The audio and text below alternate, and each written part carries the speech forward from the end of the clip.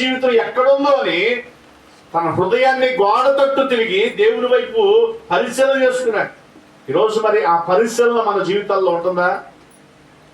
అయ్యా, ఉదయం లేచిన తర్వాత లేక సాయంత్రం పడకెక్కేలోపోయినా నేను ఏ విషయంలో పొరపాటు చేశానయ్యా, నా కుటుంబంలో, పిల్లల విషయంలో, సంఘ విషయంలో, ఇరుగు పొరుగు వారి విషయంలో, నా ఆలోచనలో, నా తలంపుల్లో, నా మాటలో ఎక్కడ పొరపాటు జరుగుతుంది, అయ్యా ఈ విషయం క్షమించయ్యా, ఈ విషయాన్ని మన్నించయ్యా, మరలా రాకుండా చేయయ్యా అని పశ్చాత్తాపడగలుగుతున్నావా?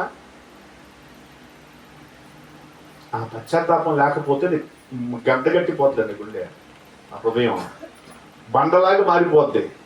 అది దిద్దుబాటు చేసుకోవడానికి రాదు, క్షమించడానికి రాదు, కఠినత్వం వస్తుంది. నేను ఎందుకు తగ్గాలి అని ఒక ఆత్మీయ గర్వం మనలోకి వస్తుంది. కన్నీరు కాల్చాలన్నా కానీ ప్రార్థన చేసినప్పుడు కన్నీరు రాదు బయటికి. ఎందుకని?